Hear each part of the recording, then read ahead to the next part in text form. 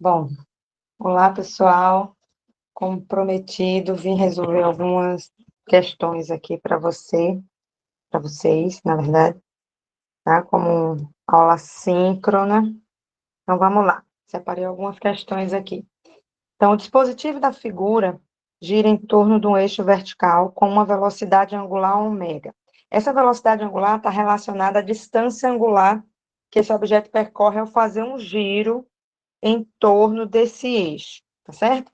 Como a gente ainda não trabalhou a relação entre grandezas lineares e angulares, essa é uma questão do livro do Moisés, tá? Aí, o que é que a gente vai fazer? Eu vou adaptar um pouco essa questão e, ao invés de perguntar qual é a velocidade angular, vou perguntar qual é a velocidade linear, que é a velocidade v que a gente está acostumado a trabalhar até então, tá? Porque a gente ainda não fez as relações, ainda não estudou relações entre grandezas lineares e angulares, tá? Então, vamos lá.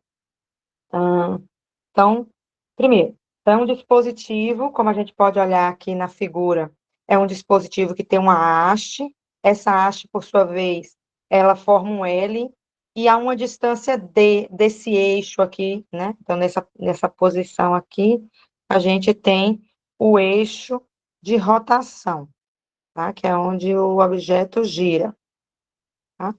Então, a uma distância D, aí tem um objeto pendurado, um objeto de massa M, pendurado por um fio de comprimento L. Então, na verdade, é um pêndulo simples, só que ele gira não com essa distância que eu estou chamando aqui de R, mas com essa distância maior, tá? Porque ela gira em torno do eixo de rotação que está nessa haste. Joia. E o que a gente quer saber é o ômega. Então, perdão, é o V, né? Qual deve ser o valor desse V, da velocidade linear, para que um fio de comprimento L, com uma bolinha suspensa de massa M, faça um ângulo θ com a vertical, conforme está a figura aí.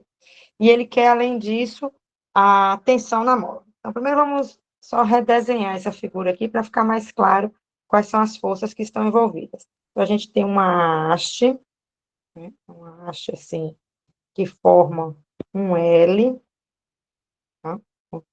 Pensando que é uma haste, está no chão, claro, tá?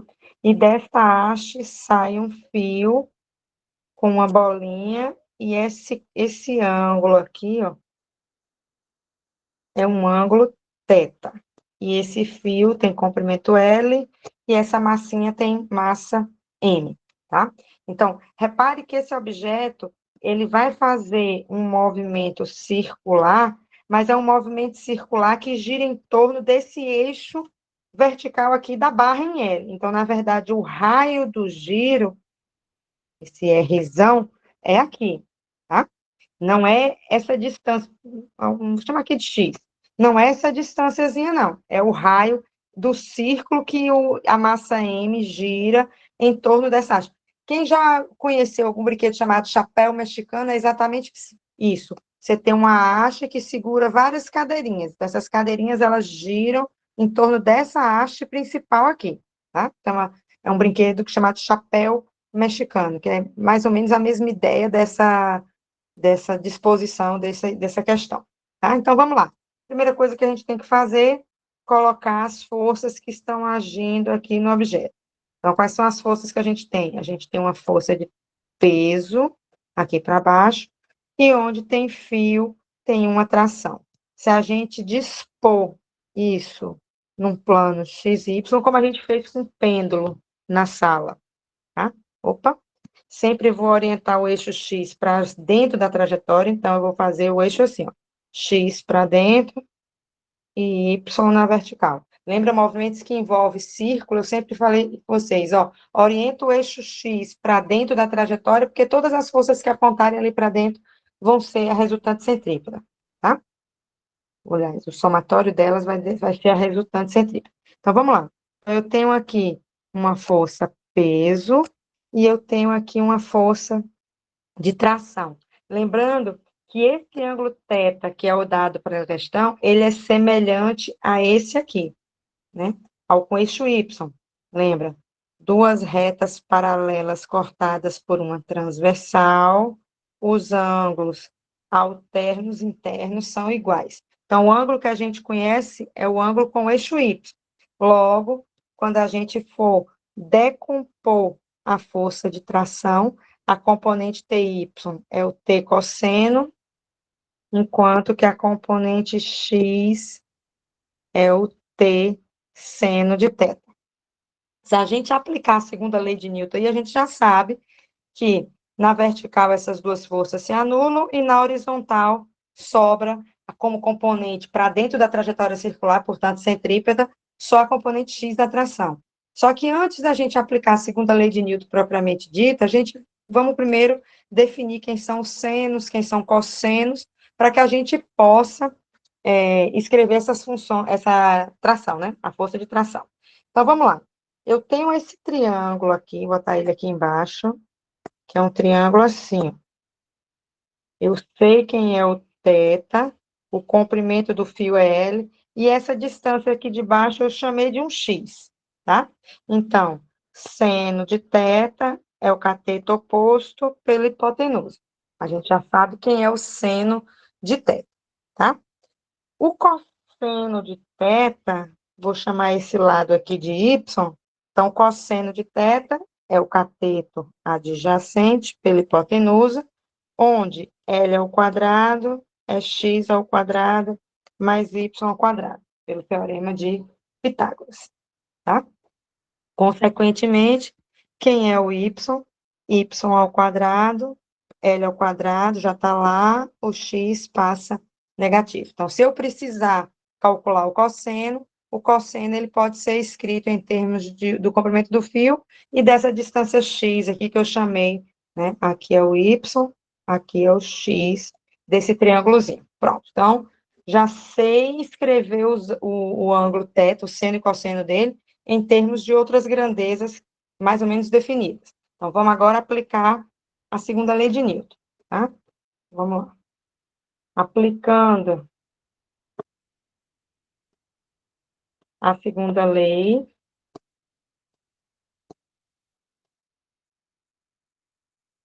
o que é que a gente tem? Somatório das forças em Y tem que dar zero, porque não há movimento. Então, se a gente voltar lá ao diagrama de força, TY menos peso tem que dar zero. TY menos peso tem que dar zero. Logo, TY é igual ao peso. Como TY é T, vamos ver quem é o TY. T cosseno. Então, T cosseno de θ é igual a mg. Logo, a tração é mg cosseno de θ. Então, esse é um primeiro resultado. Não é ainda o final, né? Porque a gente precisa achar a velocidade, mas eu já sei quem é a tração, tá? Deixa eu só inserir mais uma página. Tá? Voltemos. Pronto. Já apliquei a segunda lei de Newton ao longo de x. De y, perdão. Vamos aplicar em x agora. Então, somatório das forças em x é massa vezes aceleração tripla, porque nessa direção a gente tem um movimento circular uniforme. Então, o que é que eu tenho em x? Se a gente voltar ao diagrama de força, só a tração. Tração componente x, na verdade. É massa, aceleração centrípeta, v quadrado sobre r. Como Tx é T seno de θ, então T seno de θ é m v quadrado sobre r. Né?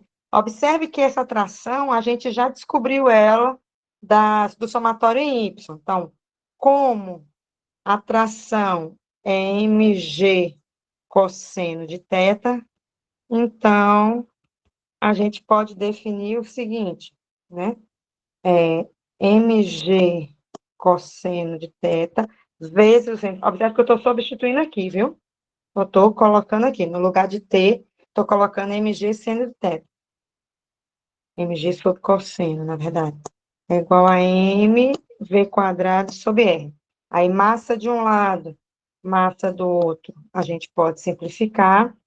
E daí, a gente tem o quê? Ficou G seno de θ sobre o cosseno de θ é igual a V quadrado sobre R. Não pode esquecer o que a gente está procurando. A gente está procurando a velocidade. É isso aqui que a gente quer. Então, vamos isolar ela, né? Quem é V quadrado? RG seno de θ sobre cosseno de θ. Tá? Ou seja, V é a raiz quadrada de RG tangente de θ. Né? Esse cara aqui é a tangente de θ, seno sobre cosseno é tangente, tá? E o quadrado passa para o outro lado, tirando a raiz. Tá? Aí, de novo, tem que lembrar o que é que a questão definiu. Eu só queria chamar a atenção de vocês que esse R aqui é o raio da trajetória do movimento circular uniforme. Mas se a gente voltar lá para a questão, ela não definiu esse R, ele só deu comprimento e a massa, e o ângulo. Então, a gente não pode deixar em função desse R. Aí, claro, e o D, né? Que é a distância, essa distância aqui, que eu até esqueci de escrever, que é essa distância D. Então, se a gente olhar para essa figura, esse valor de R, na verdade, é a distância D, que é o comprimento da haste em formato de L, mais esse pedacinho X. Então, eu posso dizer assim, ó, R é o D mais o X, tá? E aí o X, eu consigo escrever ele em função dos ângulos, tá? Quem é o X? X é L seno de θ. Então, R é igual a D mais L seno de θ. Alguém podia perguntar, professora, por que que você escreveu X em função do seno de θ e não pegou pelo teorema de Pitágoras? Porque pelo teorema de Pitágoras, eu tinha que conhecer essa distância Y aqui, ó. E eu não conheço nem a distância Y, nem a distância X, tá? Eu só sei que o raio da curva que essa bola faz em torno do eixo de rotação que está localizado aqui é um raio que é a soma desse pedacinho X mais dessa distância D. A distância D é definida, mas o pedacinho X não. Então, eu tenho que escrever esse pedacinho X em termos de grandeza que a questão definiu. O ângulo foi definido e o D está definido na figura. Então, eu posso usar essas duas grandezas, tá? Então, esse R aqui, que aparece lá embaixo na aceleração centrípeta, é o raio de curvatura curvatura o quê? É o raio do movimento circular uniforme. Estou pensando em rotação. Movimento circular uniforme. Então, quando eu apliquei a segunda lei de Newton, observe que esse raio aqui, ele não está definido. Porém, a gente sabe que R é igual a D mais L seno de θ. Então, eu posso substituir lá, tá? E aí eu consigo resolver a velocidade como sendo a raiz quadrada de D mais L seno de θ, que é o R, isso aqui tudo é o R, né?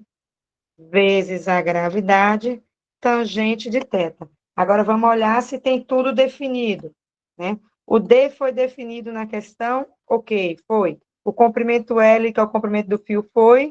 A gravidade é sempre constante e o θ foi definido. Então, respondemos a questão. Tá? Então, repare que é uma questão de aplicação de segunda lei de Newton, né? Na verdade, a gente acabou respondendo a letra B antes da letra A, porque a letra B é que perguntava a tensão no fio, mas a gente precisou da tensão para poder escrever a segunda lei de Newton ao longo do eixo X e aí determinar a velocidade. Então, de novo, mais uma vez, tem que ter cuidado com a parte geométrica quando envolve ângulos. Bom? Ok, vamos para a próxima. Próxima questão que eu separei aqui. Então, vamos lá. Nessa próxima questão, ela diz assim, desculpa, a velocidade terminal de um paraquedista é de 160 metros por segundo, perdão, 160 quilômetros por hora na posição de águia e 310 quilômetros por hora na posição de mergulho de cabeça. Posição de águia e posição de mergulho de cabeça é aquela posição do paraquedista. A águia, quando ele abre os braços, então ele aumenta a área de seção reta dele, e posição de mergulho é quando ele posiciona com os braços rente ao corpo, então ele diminui a área de contato, a área de seção reta da resistência do ar, tá? Supondo que o coeficiente de arrasto C do paraquedas não mude de posição, de uma posição para a outra, determine a razão entre a seção reta efetiva, A, na posição de menor velocidade, e a seção na posição de maior velocidade. Então, só relembrando primeiro, quando a gente tem arrasto, ou seja, força de atrito em fluidos, lembra que eu falei para vocês que a gente tem a situação mais comum, que é o caso dessa de paraquedas, que é quando você tem um objeto grande, né, e com uma velocidade mais elevada, a força de arrasto, que a gente representa por R, porque é para lembrar a resistência do ar, ela é dada por essa expressão, meio de C ρ a V quadrado. Ou seja, a força de arrasto, que é a força de atrito em fluidos, é igual a meio de C, onde esse C é um coeficiente de arrasto, que depende do arrasto, faltou um F aí, né? Arrasto. Esse ρ é a densidade local, né? A densidade do fluido.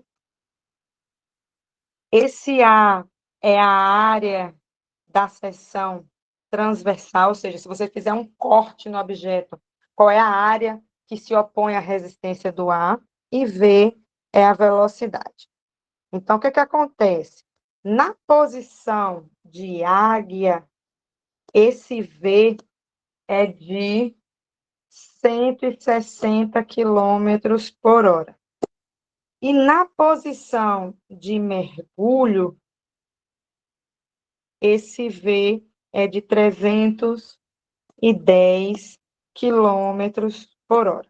Tá? Então, claro que a resistência do ar na posição de águia vai ser diferente da resistência do ar na posição de mergulho. Então, se eu pudesse calcular a resistência na posição de águia, seria meio de C, e a questão disse que esse coeficiente ele é igual para todas as duas posições.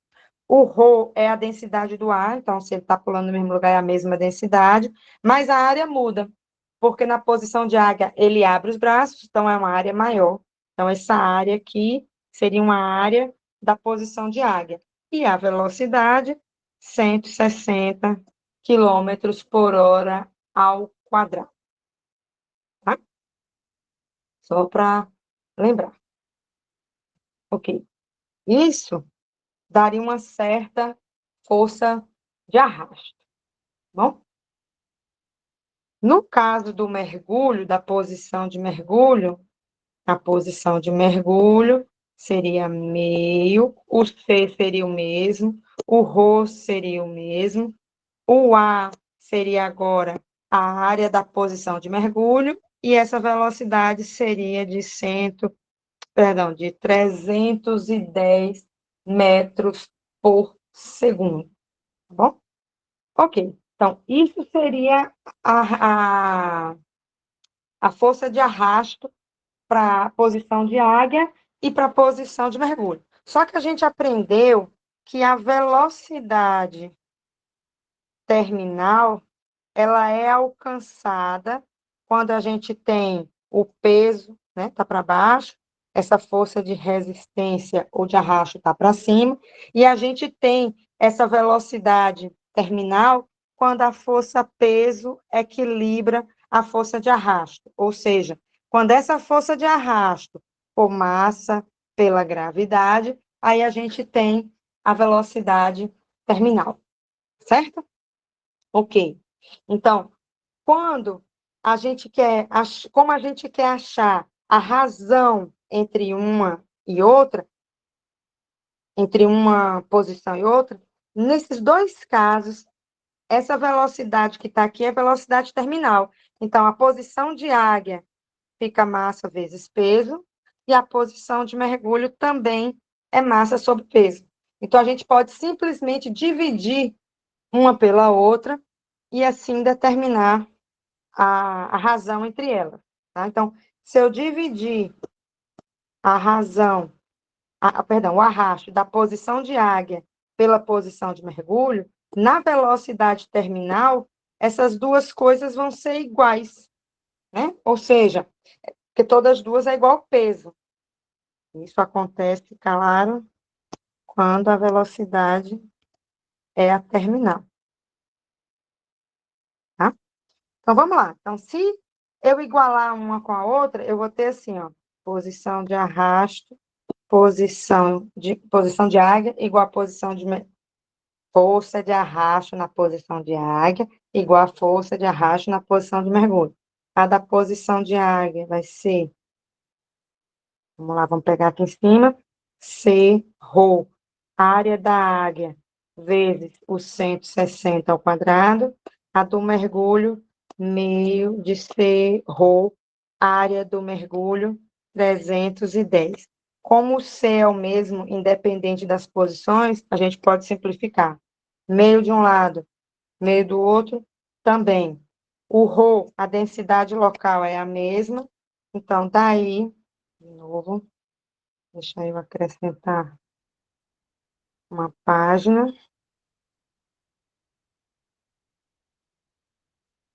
Para a gente terminar a conta. Então,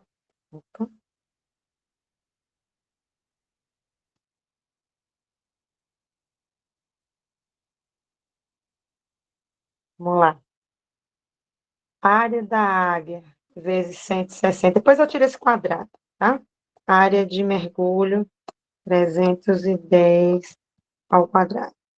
Se a gente passar a área de mergulho para o outro lado, fica 310 ao quadrado, dividido por 160 ao quadrado.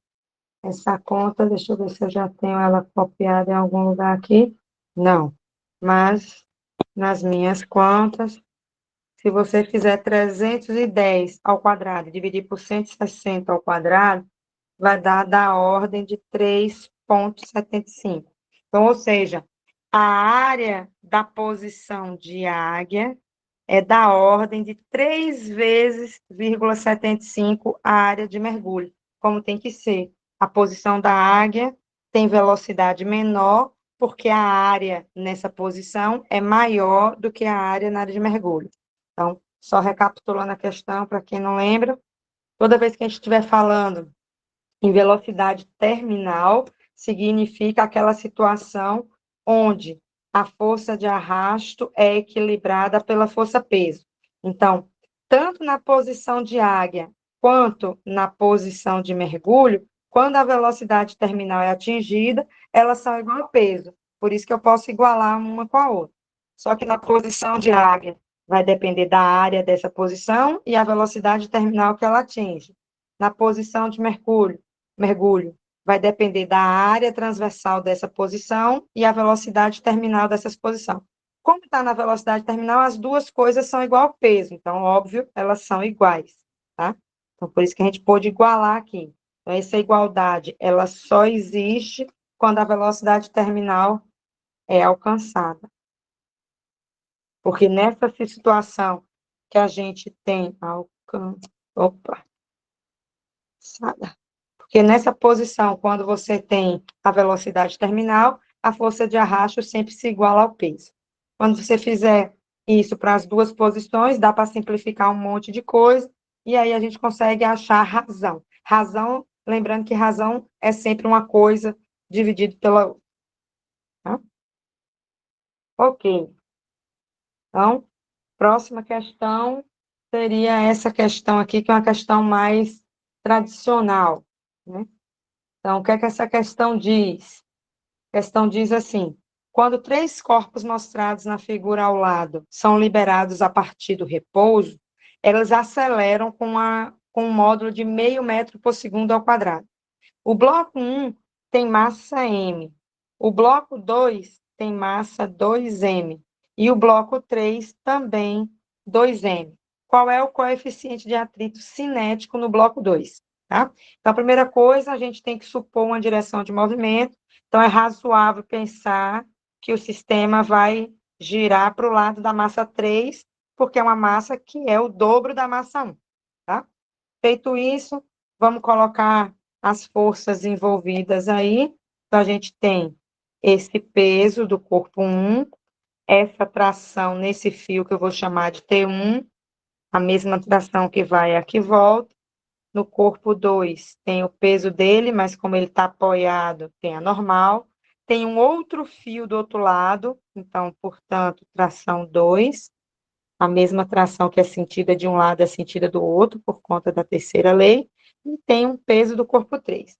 Então, se a gente separar cada corpo aqui, antes de resolver a segunda lei de Newton, a gente tem para o corpo 1, peso 1, tração 1. Nesse caso, somatório das forças tem que ser massa vezes aceleração, né? Nessa linha de movimento, né? Porque essa é a linha de movimento que eu estou considerando. Então, para o corpo 1, como eu estou supondo que o sistema está girando para o lado do corpo 3, essa tração 1 tem que ganhar do peso. Então, tem que ser tração 1 menos o peso 1, é a massa dele vezes a aceleração. No corpo 2, a questão diz que tem um atrito, né? Que ele está perguntando exatamente qual é o atrito nessa superfície. Então, se a gente supõe que o movimento se dá para a direita, então deve existir uma força de atrito para a esquerda, tá? Então, se eu desenhar o diagrama de forças do corpo 2, o que a gente tem é peso dele para baixo, normal dele para cima, tração 1 e a força de atrito para a esquerda e uma tração 2 para a direita. Então, nesse sistema, a gente tem o somatório na direção y tem que dar 0, porque não tem movimento nessa direção. Então, portanto, normal 2 menos o peso dele dá 0. Logo, a normal é o peso, como é de se esperar em qualquer sistema que a gente tenha superfície horizontal. E o somatório das forças ao longo da linha de movimento é a massa dele vezes a aceleração. E aí, na linha de movimento, de novo, como a gente está supondo o sistema andando para a direita, então essa tração 2 é positiva, e a tração 1 e o FAT, claro, como sempre, contrário ao movimento. Então, fica T2 menos T1 menos o FAT, que só existe no corpo 2, é a massa 2 vezes A. Deixa eu só chamar a atenção aqui das equações ao longo da linha de movimento, que depois a gente vai ter que somar, né? E no corpo 3, semelhante ao corpo 1, a gente só tem o peso dele e uma tração que eu chamei de T2, porque é uma tração de segundo fio. Então, como só tem a linha de movimento, tem que ser a massa pela aceleração. De novo, supondo que o sistema está andando para a direita, então esse peso, desculpa, corpo 3, né? Não é corpo 2.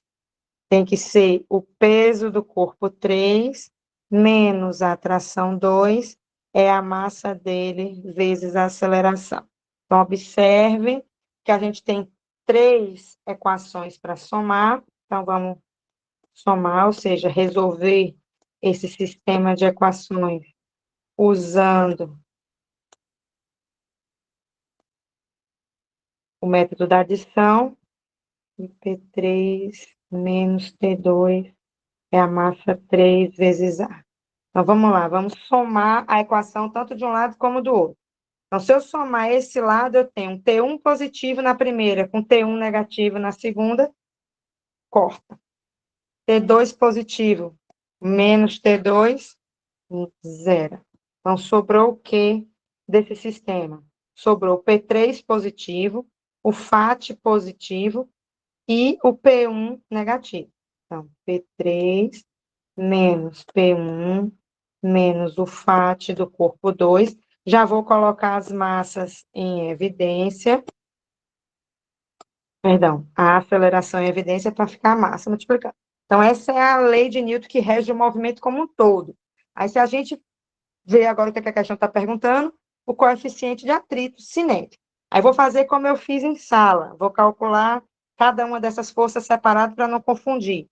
Então, quem é o peso 3?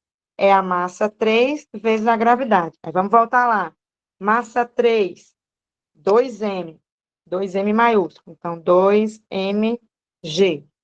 Peso do corpo 1 é a massa dele vezes a gravidade.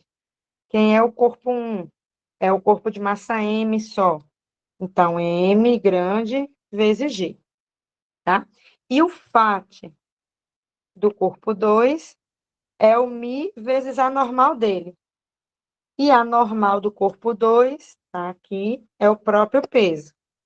Então, vai ser μ vezes o peso do corpo 2, que é a massa dele vezes a gravidade. Aí, vamos olhar quanto vale a massa do corpo 2. O corpo 2 também tem massa 2m. Então, fica μ, que a gente não sabe quem é, 2m maiúsculo, G. Pronto. Já calculei todas as forças, volto e coloco aqui para resolver a equação. Quem é o peso 3? 2mg. Quem é o peso 1? mg. Quem é o FAT? μ, 2mg. Quem são as massas? Igual, né? Massa 1, M maiúsculo. Massa 2, 2m maiúsculo. Massa 3, 3m maiúsculo. Quanto vale a aceleração? Meio. Vezes meio, portanto. Então, vamos lá. 2mg menos mg, 1mg. Menos. Vou ajeitar aqui, tá? 2mg, mi. Eu não posso somar esses termos com esse, porque aqui tem um mi que eu não conheço, e eu não posso somar maçã com banana. Eu só posso somar termos iguais, tá? Foi o que a gente fez. Então, vamos lá. Isso é igual m mais 2m, 3m. 3m com 3m, 6m. 6m multiplicado por meio, 3m. Então, só para lembrar, isso aqui é 6m multiplicado por meio dá 3, tá?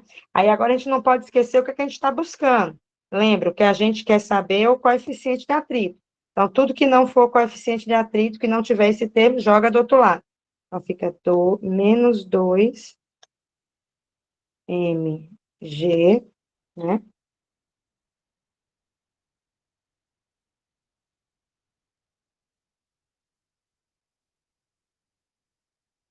Eu acho que eu substituí a massa 3 errada. A massa 3 é 2m também. Deixa eu voltar aqui só para ter certeza. Massa é 3, me confundi.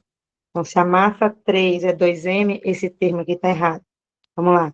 M mais 2m, 3, com mais 2, 5. Então, isso aqui é 5m. Vezes meio dá 2,5. Acho que agora eu acertei, né? 2,5. Tá, nossa, ficou errado. Então, vamos lá. 2mg mi é igual a 2,5m mais um mg.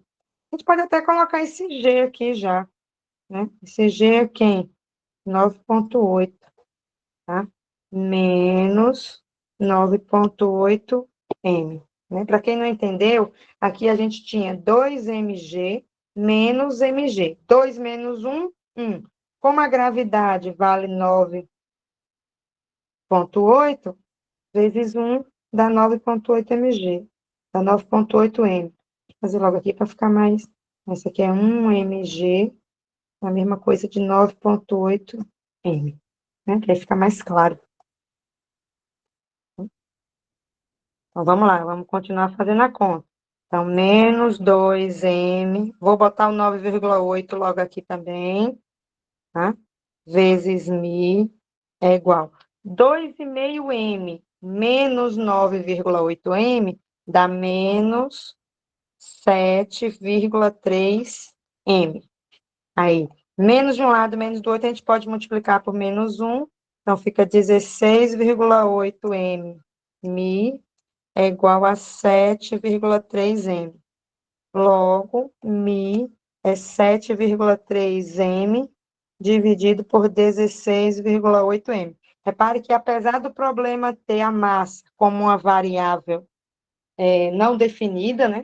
É um problema, é uma variável literal, como ela se cancela no final, o coeficiente de atrito é 7,3 dividido por 16,8, que dada a ordem, isso não deve ser exato, depois vou pedir que vocês confiram essa conta, 0,37. Observe que o coeficiente de atrito é uma grandeza característica das superfícies que estão em contato. Então, é uma grandeza adimensional, ou seja, não tem dimensão, não tem unidade de medida. Tá? Então, recapitulando, é um problema clássico, só que, em geral, eles não fornecem aceleração. Nessa questão, não. A gente sabe a aceleração e vai determinar o coeficiente de atrito. Mesmo que as massas não sejam inicialmente definidas de forma numérica, a gente acaba vendo que no final elas cancelam. Mas se no final ficasse um μ com alguma coisa em função da massa, M maiúsculo, não teria problema, porque o M maiúsculo foi definido no problema. Tá? Então, o que a gente fez é coloca o diagrama de força de todos os três corpos, respeitando o sentido do movimento que você adotou, né? Então, a gente adotou o movimento para o lado do corpo 3, logo o FAT é no sentido contrário.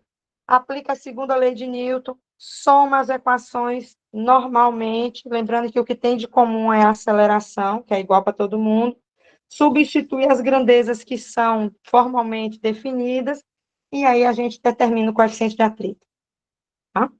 Então, essa é uma questão bem clássica de polia, né, que envolve coeficiente de atrito. Ok, mais uma de movimento circular. Vamos lá. Então, a questão diz assim, qual é o menor raio de curvatura de uma curva plana? Então, se é uma curva plana, não é inclinada, que permite um ciclista a 29 km por hora faça a curva sem derrapar. Se o coeficiente de atrito estático entre os pneus e a pista é de 0,32. Então, ele deu a velocidade, que é 29 km por hora. Ele deu o coeficiente de atrito, que é uma grandeza adimensional, e a gravidade, apesar de não definida, a gente tem ela como uma constante, tá? Só tem que ter cuidado aqui que a gravidade é definida em metros por segundo, e essa questão deu velocidade em quilômetros por hora. Então, como é que a gente transforma? 29 quilômetros por hora, se você está em quilômetro e quer sair em metro, você tem que multiplicar por 10 a terceira ou 1.000. Se você está em hora e quer ir para segundo, tem que ser 3.600. Por quê? Porque são 60 para virar minuto, depois multiplica por 60 para virar segundo. Por isso que dá os 3.600, tá? Isso é equivalente a dizer que você tem que dividir por 3,6. Tá? Então, 29 km por hora equivalem a aproximadamente 8,06 metros por segundo. Pronto. Feito isso, agora voltemos para a parte de lei de Newton. Então, é uma curva plana, né, onde a gente tem um objeto que entra nessa curva, um carro, na verdade não é um carro, não, é uma bicicleta, né? Vou representar por um quadradinho aqui. tá? Aí eu lembrei que lembra que eu falo para vocês assim, ó, sempre adota o eixo X para dentro da trajetória e perpendicular a isso, se eu consigo desenhar de uma forma melhor, é o eixo Y, tá? Aí vamos lá, quais são as forças que agem no sistema? Bom, a gente tem, deixa eu pegar uma cor diferente. A gente tem a força peso, que puxa esse objeto para baixo. Como ele está apoiado numa pista, tem a força normal, que puxa ele para cima. E tem que ter um atrito lateral aqui nos pneus, porque senão o objeto sai pela tangente, né? Se for aí não é uma curva, é um movimento reto. Então, o que garante que o movimento não é reto é esse atrito que puxa para dentro. Então, se a gente aplicar agora a segunda lei de Newton, vamos lá, aplicando a segunda lei de Newton, o que é que a gente tem? Primeiro, somatório ao longo do que eu chamei de y tem que ter zero, porque não há movimento. Então, normal para cima menos peso para baixo é igual a zero. Logo, normal é igual a peso, como tem que ser quando o objeto está na superfície plana, reta. E o somatório ao longo do que eu chamo de x, que é linha de movimento, é massa vezes a aceleração centrípeta. Porque como é uma trajetória curva, o somatório das forças ao longo da linha radial, ou seja, para dentro da trajetória curva, lembra que a trajetória é assim, ó. Então, dentro da curva, é massa vezes a aceleração centrípeta. Então, a única força que está atuando aí para dentro é a força de atrito, então ela tem que ser mv² sobre r, tá? Então, a força de atrito, μ vezes a normal, tem que ser mv² sobre r. Como normal igual ao peso, então, a gente tem que μ, peso, que é massa vezes gravidade, é igual a mv² sobre r. Mas se a gente olhar, a gente tem massa em todos os termos, tanto de um lado quanto do outro da equação, eles podem ser simplificados. E a questão pergunta para a gente qual é o raio. Então, o que ele quer saber é isso aqui, tá? Vou isolar o raio e substituir os valores no final. Então, o que é que eu tenho? Esse R está dividindo, vou passar ele multiplicando, e o μg está multiplicando, passo ele dividindo. Então, essa seria uma resposta literal, né? Ou seja, o raio é diretamente proporcional ao quadrado da velocidade, inversamente proporcional ao coeficiente de atrito e à gravidade. Se a gente agora substituir os valores que são específicos dessa questão, então a gente tem que o raio é a velocidade, deixa eu pegar aqui que eu já não me lembro mais, 8,06 ao quadrado, o coeficiente de atrito 3,2 e a gravidade a gente adota como sendo 9,8. Então, fazendo essa conta, esse raio de curvatura é da ordem de 20,7 metros. Ou seja, esse ciclista, para ele fazer uma curva com essa velocidade de 29 km por hora, tem que ser uma curva com pelo menos de 20,7 metros de raio, ou seja, uma curva bem aberta, tá? Claro, para não depender de outras forças que não seja só o atrito, ok? Bom, essa questão fica popular, porque eu respondi ela para vocês na sala, então vou responder essa questão, que é uma questão bem curiosa, né? Ela é uma questão que é proposta, eu acho que no livro do Moisés também, tá? Um aluno no semestre passado que me pediu para resolver ela e eu fiquei com vontade de mostrar ela a vocês. Então, bora lá. Uma pulga de massa igual a 2 miligramas. Então, vamos começar por aí. A massa são 2 miligramas. De miligrama para quilo, divide por mil. Por mil, não. Na verdade, é para grama, né? Vamos lembrar. De novo, vamos lá. Para não ter confusão. Quilograma, hectagrama, decagrama, grama, decigrama, centigrama e miligrama. Eu estou aqui em miligrama e quero vir para quilo. Por que em quilo? Porque a força para sair em unidade do sistema internacional, a massa tem que estar em quilo. Então, de miligrama até chegar em quilo, são 6 casas voltando da menor para a maior unidade. Então, na verdade, uma massa igual a 2 miligramas é a mesma coisa de 2 vezes 10 a menos 6 quilos, porque cada casa decimal aqui é 10. Como é 10 voltando, é subtraindo. Dividindo, no caso. Subtraindo não, é dividindo. Então, é uma pulga que tem essa massa aí e é capaz de saltar a uma altura de 50 centímetros. Então, a máxima altura que essa pulga consegue saltar é 50 centímetros, que é meio metro. Tá? Beleza. Durante um intervalo de tempo muito curto, em que ela estica as patas, ela impulsiona o salto dela. Então, é como se ela dobrasse as patas. Como a gente vai saltar, né? A gente se dobra para pegar um impulso para o salto. É essa mesma ideia da pulga. Tá? Então, ela dobra as patas para dar um salto. Então, durante um intervalo de tempo muito curto em que estica as patas para impulsionar o salto, ela se eleva de 1 milímetro antes de suas patas decolarem do solo. Calcule a força média exercida pela pulga sobre sobre o solo, desculpa, ao pular, e compare ela com o peso da curva. Olha como é difícil, tá? Então, vamos lá. Também as questões, eu acho que também é do Moisés essa, que ela mistura, né, cinemática com dinâmica, numa mesma questão. Então, por isso que são bem difíceis. Então, vamos lá. Vamos primeiro tentar desenhar uma situação, né?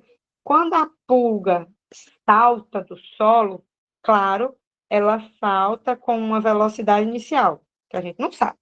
Mas a gente sabe que lá na altura máxima, quando ela atinge a maior altura que ela alcança, a gente sabe que... Desenhar direito. A gente sabe que na altura máxima, a velocidade é zero. Então, quando aqui for a máxima altura, a velocidade aqui em cima é de 0 metros por segundo, porque a gente aprende que no ponto mais alto da trajetória, a componente y da velocidade é zero. Tá? E, claro, a gravidade está para baixo. Tá? Por que eu estou fazendo esse arrodeio todo? Porque eu preciso descobrir aceleração. A questão quer saber força. Força é massa pela aceleração. A massa da pulga eu sei. Eu não sei qual é a aceleração que a pulga teve durante esse salto. Então, o que eu preciso fazer é achar essa aceleração da pulga. Tá? Então, vamos lá. Vamos tentar achar essa aceleração da pulga. Como eu não sei o tempo, vou usar a equação de Torricelli. Mas não, menos, né? Porque a gravidade é negativa. 2G delta H. Bota H aqui, que é a altura. Tá? Então, quando ela chegar lá em cima, ela vai chegar com zero. Ela saiu com uma velocidade inicial que a gente ainda não sabe. 2 vezes a gravidade, que é o 9,8. E a altura máxima, ela sai do chão, que é o zero, e vai até os 50 centímetros, que é o meio metro. Então, posição final, meio, posição inicial, zero, tá? Então, 0 ao quadrado, zero, é igual a V0 ao quadrado, menos 2 vezes 9,8 vezes meio, isso aqui é 9,8, então, menos V0 ao quadrado igual a menos 9,8, multiplicando por menos 1, V0 é raiz de 9,8. Então, essa é a velocidade com que ela saiu do chão. Só que repare o problema, né? Deixa eu parar de compartilhar um pouquinho aqui para vocês verem minha imagem como um todo. Vou tentar explicar, mostrando, tá? Então, a ideia é assim, ó. A pulga, ela o máximo que ela salta é o meio metro lá, 50 centímetros.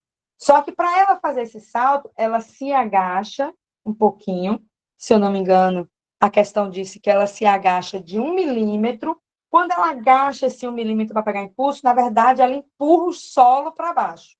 Pela terceira lei de Newton, o solo vai e empurra ela para cima e gera a saída dela com essa velocidade inicial que a gente calculou. Então, repare, para ela alcançar os 50 centímetros, ela tem que sair do chão com uma velocidade inicial de 9,8, raiz de 9,8 metros por segundo ao quadrado, que foi o que a gente calculou. Então, essa é a velocidade que ela sai do chão.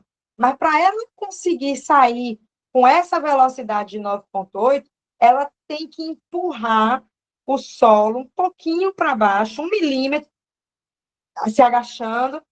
Quando ela empurra o solo, esse solo joga ela para cima, tá? Então, voltemos à questão agora. Então, na verdade, essa velocidade 9,8 é a velocidade que ela sai depois de empurrar o chão, tá? Então, isso aí é o final. Se a gente for analisar agora só o movimento durante ela dobrar as patas para poder saltar,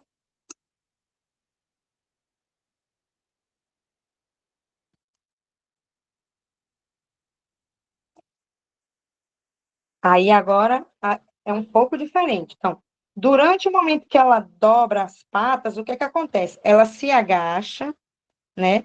Ela se agacha de 1 milímetro, que é o que a questão falou. Quando ela se agacha na posição agachada, ela tem uma velocidade de 0. E quando ela impulsiona o chão para baixo, ela sai com a velocidade de 9,8, que é o que ela precisa para depois alcançar essa altura. Então, percebam que inicialmente ela se agacha 1 milímetro, para e se impulsiona. Então, durante esse intervalo de tempo muito pequenininho, que a gente chama de força impulsiva, né, que ela age durante um tempo muito pequeno, ela sai com velocidade 0, e no final desses 1 milímetros, ela sai com 9,8, que é o que ela precisa para alcançar o meio metro lá da altura máxima, tá? Então, são duas etapas. Nessa parte aqui, ela não tem o efeito da gravidade. Pelo contrário, ela saiu de 0 e foi para a raiz de 98 com um valor de aceleração. Esse valor de aceleração surge em virtude da força de interação que ela tem aqui com o solo, tá? E a gente precisa saber exatamente qual é a aceleração que ela teve durante essa interação com o solo para fazer com que ela saísse com 9,8. Depois que ela sai com 9,8, ela já não tem mais o contato com o solo. Ela perdeu essa força de interação. Ela subiu como se fosse um movimento de queda livre, né? Lançamento vertical, tá?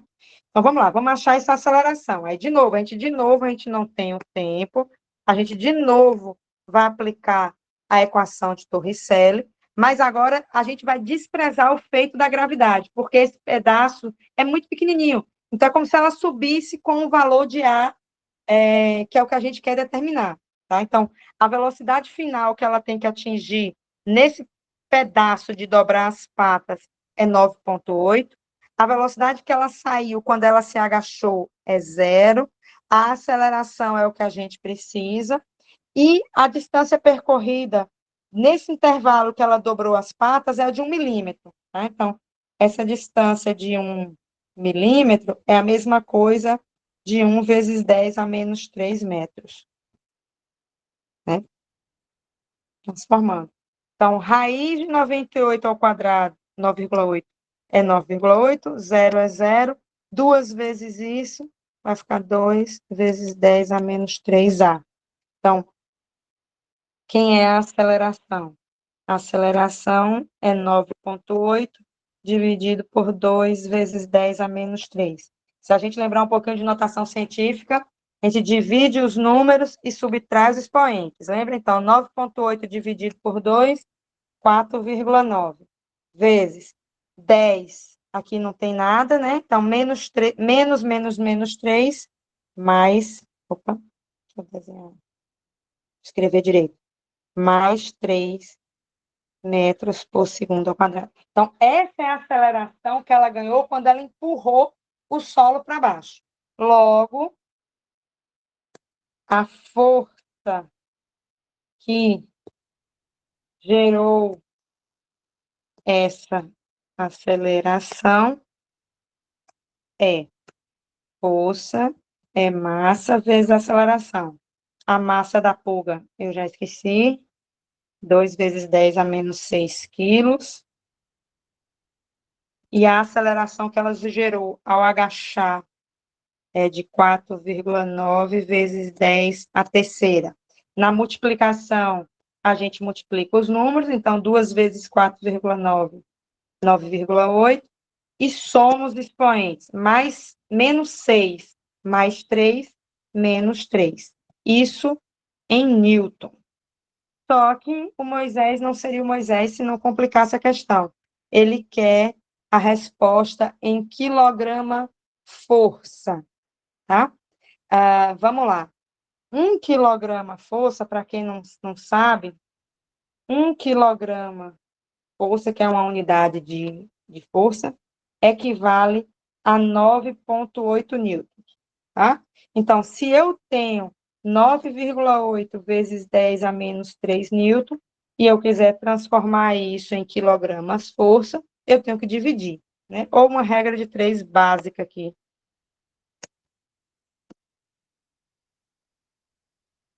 Quando eu dividir 9,8 vezes 10 a menos 3 por 9,8, se essa força expressa em newton, em quilograma-força, é 1 vezes 10 a menos 3 quilograma-força. Ou seja, a força, ela é de 9,8 vezes 10 a menos 3 newtons, ou 1 vezes 10 a menos 3 quilogramas-força, que é uma outra unidade de medida de força, mas não é do sistema internacional, tá? E além de determinar essa força, a questão pede que a gente compare isso com o peso da pulga. Primeiro, eu tenho que saber quanto é que vale o peso da pulga. Então, o peso da pulga é a massa dela vezes a gravidade. A massa dela, 2 vezes 10 a menos 6 quilos, e a gravidade, 9,8. Então, o peso da pulga é de 16,6 vezes 10 a menos 6 newton. O que eu tenho que fazer é comparar esse peso com essa força. Perdão, 16 não, gente. 9,8 vezes 2 é 18. 18,6. Né? Então, 18? Não. 9,8 vezes 2. 16 a 1, 9 vezes 2, 18. E 1, 19. 19,6. Assim, a pessoa não sabe mais nem fazer multiplicação. Então, bora lá. 19,6. Para comparar o peso com a força, eu divido um pelo outro. Então, se eu pegar a força e dividir pelo peso, a força é 9,8 vezes 10 a menos 3, e o peso, 19,6 vezes 10 a menos 6. Né? Como é que a gente divide números em notação científica? Divide os números e subtrai os expoentes. Então, 9,8 dividido por 19,6 é meio, vezes 10. Subtrai os expoentes, né? Menos 3 menos 6, mais 3. Só lembrar que os expoentes é assim. Menos 6. Isso é mais 3. Então, essa é a razão, né? Isso aqui, 0,5 vezes 10 à terceira, é a mesma coisa de 500. Então, significa dizer que a força dividido pelo peso é igual a 500. Portanto, a força que a pulga tem que fazer, empurrando o solo para baixo, para ela conseguir subir, tem que ser uma força de 500 vezes o peso dela. É uma baita de uma força que a pulga consegue ter para alcançar uma altura de 50 centímetros em relação ao solo. Então, essa é uma questão bem complicada, no sentido que ela tem uma interpretação muito particular. Eu não ia colocar ela em prova, claro, mas eu achei interessante que vocês vissem, tá? Então, inicialmente, o que a questão nos dá é assim, ó, imaginando que a pulga saia do chão, ela tem que alcançar uma altura máxima de 0,5 metro. Para ela fazer isso, ela precisa de uma velocidade inicial, ou seja, ela precisa sair do chão, ela precisa despregar do chão com uma velocidade de 9,8. Só que para ela conseguir essa velocidade de saída, ela tem que empurrar o chão para baixo, para a terceira lei de Newton fazer com que o chão jogue ela para cima. Tá? E a questão disse que essa interação com o solo se dá quando ela se agacha de 1 milímetro, ou seja, ela se agacha empurrando o solo de 1 milímetro para ganhar esse impulso.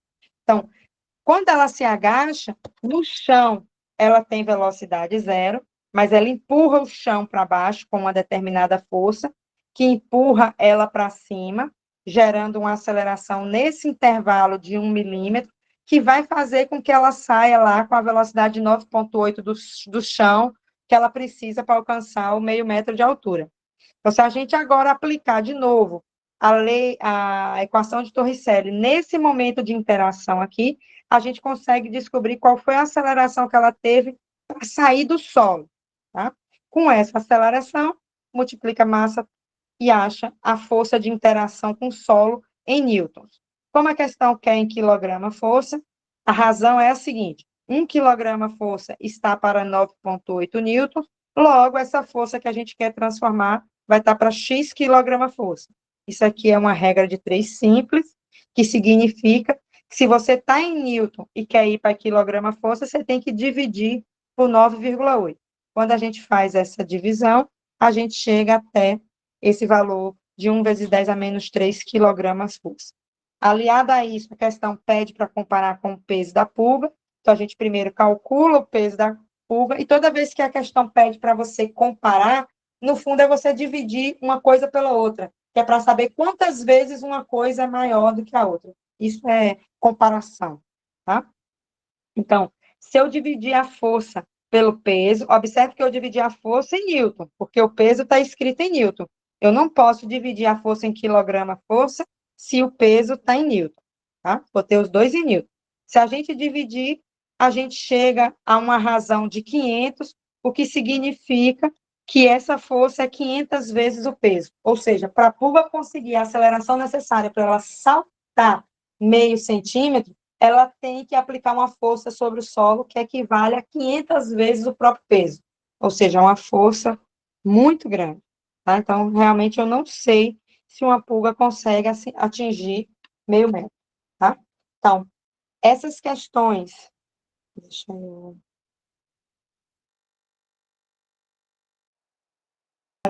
Essas questões que eu resolvi hoje são questões mais complexas, tá?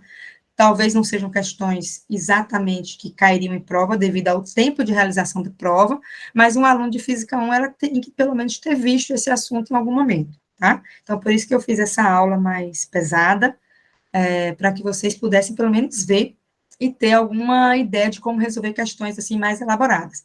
Nessa lista de hoje, tem 2 questões que são do livro do Moisés, que eu falei para vocês que é um livro mais pesado do que o Halley. Tá? Então, espero que tenha ajudado e vai ficar no Moodle também a resolução em PDF, certo?